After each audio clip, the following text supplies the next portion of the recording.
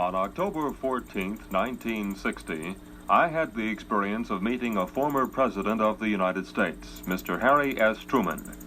My name is Dave Wegerek. I am a student at the University of North Carolina.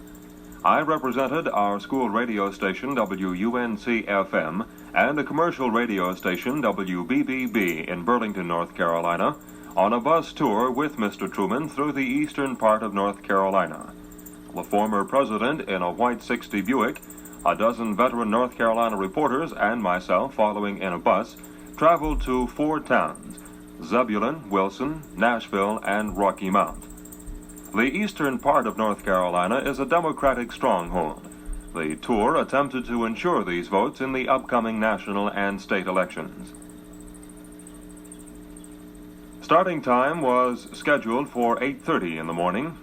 A Greyhound bus was parked in front of the Sir Walter Raleigh Hotel, ready to cart us around. I was awed at the prospect of being on my first assignment as a reporter, and this feeling of awe grew as I began to board the bus. My eyes caught the profile of the man from Missouri, and, as he later put it, from North Carolina too. He looked healthy, had rosy cheeks, and looked surprisingly young for a man who was 76 years old.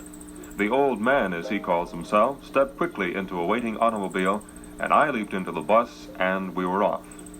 As I glanced around the bus, I realized that 8 o'clock in the morning for some people came much too early. It was a perfect morning, however. The sun was shining, and the sky was a deep blue. The topics of conversation among the reporters ranged all the way from the Pittsburgh Pirates winning the World Series to the reception of Henry Cabot Lodge, Republican vice presidential candidate, when he spoke to a rally at Winston-Salem the night before. I found that the members of the press were sympathetic toward the Pirates and were Democrats. Nothing more need be said. Harry Truman during this time was riding just ahead of the bus. The first stop was Zebulon. Our cavalcade arrived at the home of Mr. and Mrs. E.C. Daniel, whose son had married Margaret Truman. Truman had been there before, and after a brief greeting, he and the elderly couple retired into the home. The press was then transported to the Court Square in the town of Friendly People, with an estimated population of 1,600. A brief speech had been planned for 10:30, and we had an hour to wait. The townspeople had begun to congregate across from the speaker's platform, and in order to be a reporter, it was my impression that one had to get out among the people. So I did. I'm speaking with Mr. Worth Hinton, who is a former mayor of Zebulon. And is this your establishment here? Zebulon Dry Cleaners. It's been here 26 years. I see. And the former president of the United States, Harry S. Truman, will be here speaking at 10:30. We have about an hour. And before he will speak, and how do you feel about him coming here? Oh, we're very enthused about it. We have had him here once before, and we're looking forward to his visit again with us today. And we had 8 or 10,000 people when he was here. This November was a year ago. I see. And the people received him very warm, and he's a very nice, friendly person to talk with. I understand that this town is mostly Democratic. I believe it's about 2,000 population. We had, in the primary this year, we had one Republican and all the rest Democrats. How did Gavin, how was he received when he passed through here not so long ago? Not anyone but the mayor met him at the city hall. This is what we've heard. We wanted to get your opinion on it. That was the only person that met him. I understand the fellow here going to vote for him, but they're not coming out in the open. Who am I speaking to, please? Lois Tart. Lois Tart? That's right. And how long have you been here in Zebulon? Oh, about a year and a half. I see. And you work where? Theo Davis' son, Zebulon Record Office. I see. And this is the newspaper in Zebulon. That's right. Now, are you pretty excited about the former president coming here? I surely am. Did you see him last time when he was in here a little over a year ago? No, I didn't. I believe that was before we moved. I see. I noticed some school kids out. Have they been excused for the day, or what is the occasion? No, they have just been excused to come down for the rally. I see, and I think you mentioned something about parents. If they wanted to take their kids out of school, they were allowed to? Yes, they were. I've noticed some girls walking around selling hats and things of that nature. Can you tell me me about them a little bit? Are they high school students? Or? They are high school students. I see, and they are... Democrats. Yes, and they were Democrats. The weather started warming up, so did the proceedings. A caravan of cars came swinging in with members of the Council of State, including Governor Hodges and gubernatorial nominee Terry Sanford. How was your trip up here today? Well, very nice and very short. I just came over from Raleigh. I see. It's very beautiful weather we're having today. Well, y'all have planned it just right. It's mighty fine.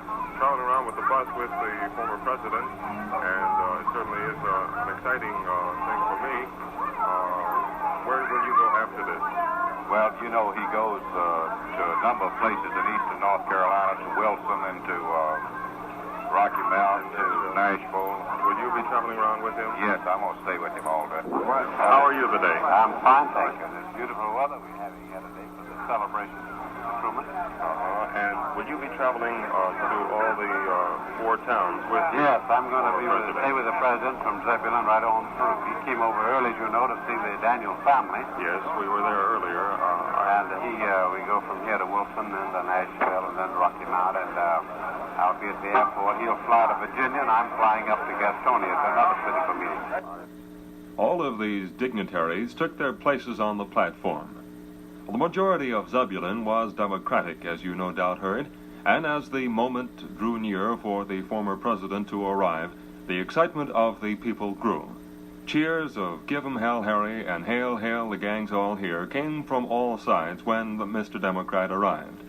He spoke briefly, referring to North Carolina as his second home. As has been his habit, he tore into the do-nothing Republicans. Truman was red-faced as he spoke to the eager crowd. His thin, tight lips flayed the Nixons and the Eisenhowers, and they twisted into a variety of shapes as he did so. He looked robust. The old man was sharp-witted, and earlier, when asked by Mrs. Daniel how he was holding up under all the tension, he replied, "I'm having more fun than I ever had in my life." His speech over, Truman proudly stepped down from the platform. He was escorted by the State Highway Patrol to his gleaming white automobile and waited for our bus to pick up its alert battery of reporters. This accomplished, our caravan pulled out of Zebulon, bound for stop number 2, Wilson. The weather was still beautiful, although the sun's rays beat down with increasing intensity. I was getting hungry, and so was everybody else, it seemed, because when we finally arrived in Wilson, the former president's car headed straight for Representative Tom Woodard's fashionable home on the outskirts of town, where a buffet table had been set up. Willard E. Lee, our faithful bus driver, was on the job and pulled up to the Woodard mansion right behind the guest of honor. We ate. One of the notables there was a man whose name has been giving me a lot of trouble. Pronounced wrongly. The word S-U-R-E, sure. Right. Or C-U-R-E, pure. Okay. Or P-U-R-E, pure. Right. E-U-R-E can't be anything but your. Okay, well, we wanted to correct that, and we wanted to make sure. So thank you very much. See what I mean? Yes, sir. And how have you found his trip so far since he's been in North Carolina? Has it been as warm as you expected it to be? Just exactly like I expected it to be. As soon as it was announced that Harry Truman was coming to North Carolina, all this groundswell of Republicans and those who want to be Republicans and are ashamed of it, it started quieting down because the Republicans and all those who would like to be Republicans, but they are ashamed of the name, they are ashamed of the label, they are ashamed of the record. All those plus the Republicans hate Harry Truman like the devil hates holy water. We have heard conflicting comments on it. I know you have, but that's the reason we like him so well. The name of the Secretary of State for North Carolina, Thad Ure, will no longer cause me anguish in newscasts. With your permission, I will digress for a moment and comment on the wit of some of the veteran reporters on this tour.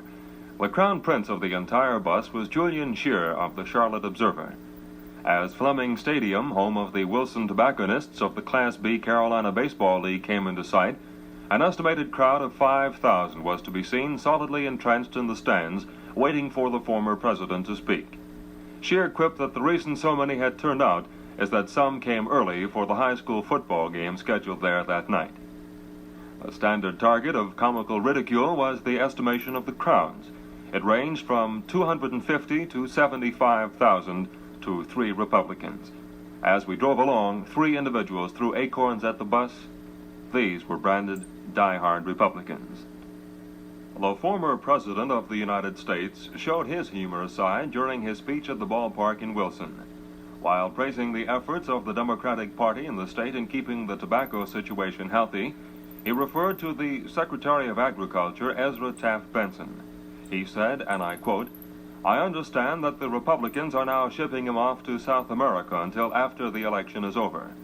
Well, they'll have to send him a lot farther away before he and his ineptness is forgotten. Perhaps he should be sent to Antarctica, where they only raise penguins and lichens." Unquote. In an election year, many speeches on tours of this nature are repeated and expanded, or completely changed. The old man's speech at Wilson repeated and expanded his Zebulon discourse. Our entire caravan was cheered by school kids who lined our route as we made our way from the ballpark through the downtown section and out into the highway. Once Wilson was behind us, the tour picked up speed. We moved on to Nash County to the house of Representative H.D. Cooley in Nashville. As soon as the bus stopped at the Cooley home, I hopped out and followed Mr. Truman as he went into the house. Mr. Citizen, upon catching sight of a baby grand piano, walked over, sat down, and started playing. My greedy portable tape recorder was turned on at once, and its recording jaws opened to consume a portion of Paderewski's Minuet.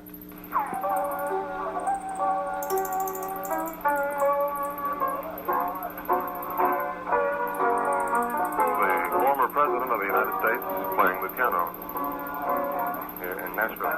Don't stop. Don't stop now, Mr. President. Don't stop now, Mr. President. I was just listening to your piano playing. Well, you know who taught me? You know who taught me that piece? Senator himself. There you are. Mr. Citizen, as Truman calls himself, has been noted for his fiery temper. And while I was approaching him after his masterpiece, scared to death and hoping to at last interview him, the man who had given his consent to end World War II with a couple of A-bombs looked as though the third was going to fall in that room. Our eyes met as I approached him.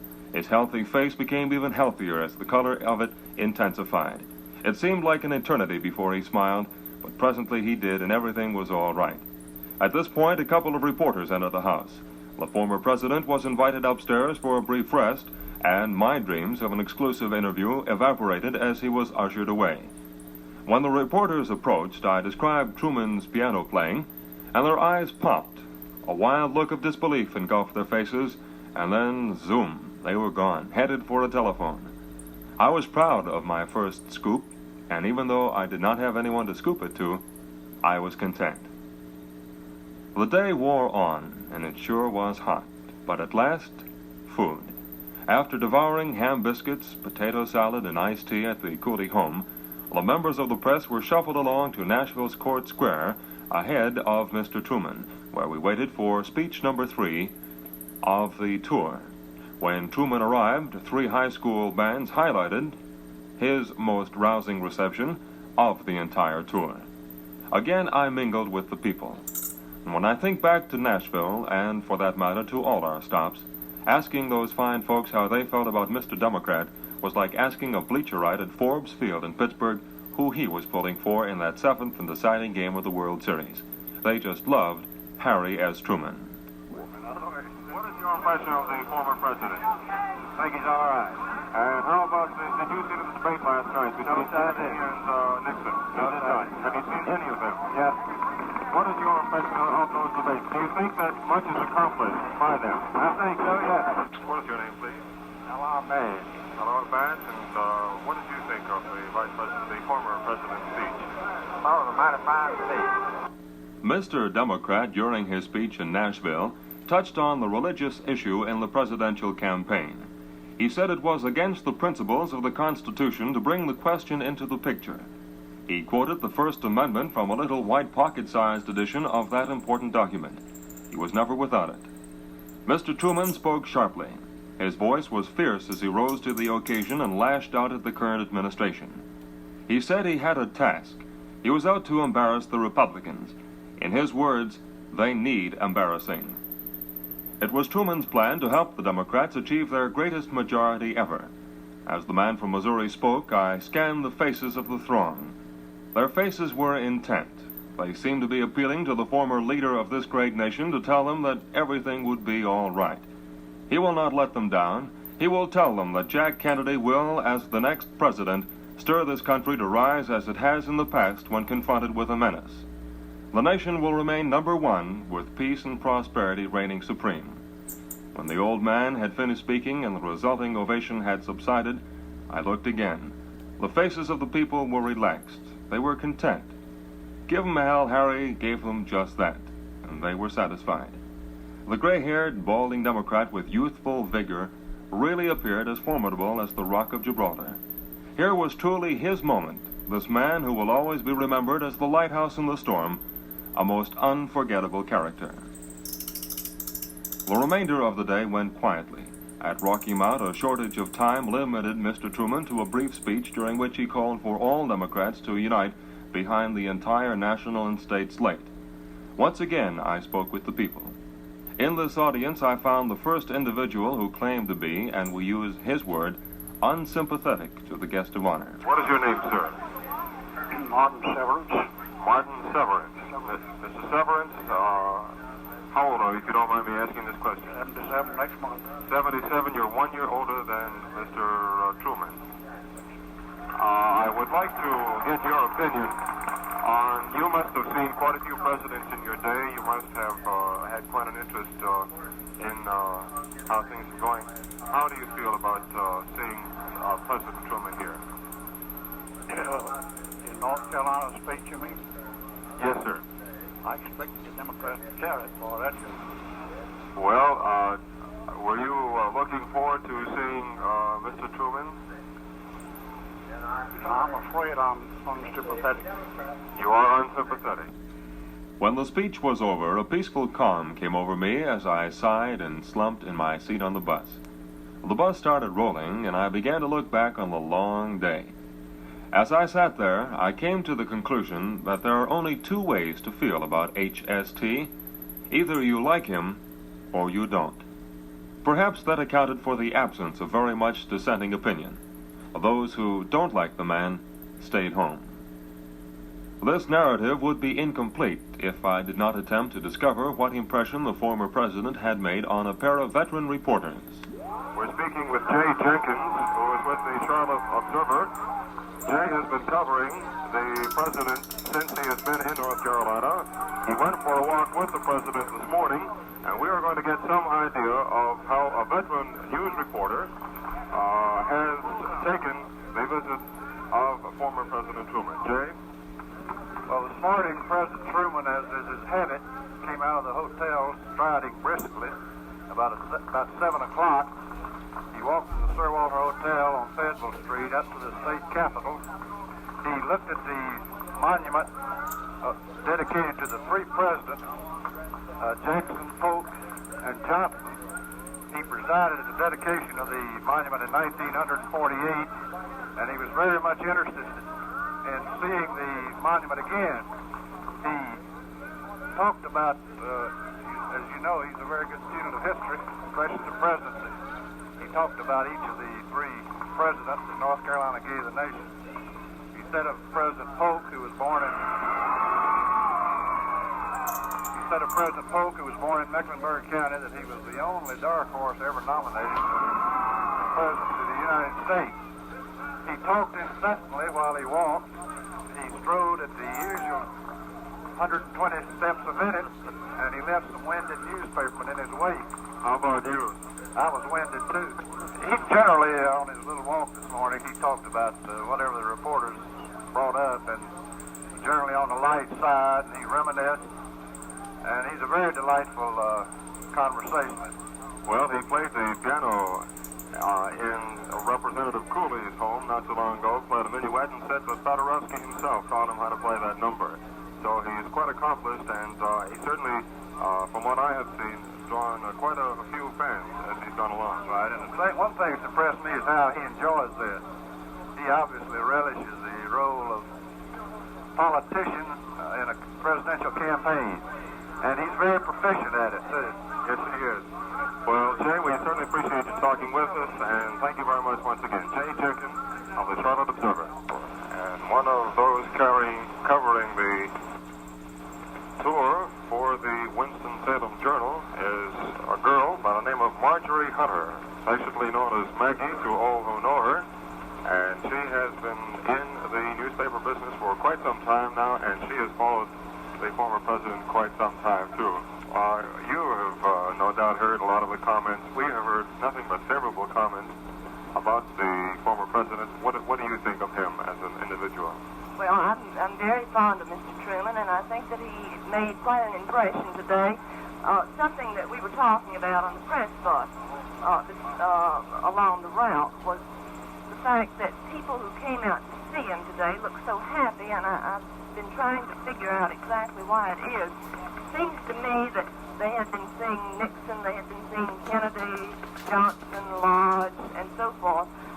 This is one man that they don't have to make up their minds about. They have already had him for president, and right now they're just happy to have seen him, and they don't have to worry about whether they have to vote for him or whether they don't have to vote for him. And it's been an entirely different political day than any that I've covered this fall for that very reason. Well, what more can I add to these descriptions except to quote Maggie Hunter of the Winston-Salem Journal. When Harry S. Truman boarded his private plane at the Rocky Mount Airport, she reflected, "He's quite a character." The former president now is getting ready to leave for the airport. He has just made his speech in downtown Rocky Mount, and he's being delayed, talking with some of the people here in the court square, posing for pictures. A tight schedule has kept former President Harry Truman from visiting the campus of North Carolina Wesleyan College near here this afternoon, so the whole student body came into town to hear him speak. Mr. President? Everybody see us, Mr. President. Thank you. Could I have a final word for the folks of North Carolina? How was your North Carolina treated me fine. Yes, North Carolina treated him fine, and he treated North Carolina fine. Our bus finally pulled into Raleigh and deposited me at the Sir Walter Raleigh Hotel. As I stepped out onto the sidewalk, I was filled with a sense of contentment and a feeling that this has truly been a day to remember.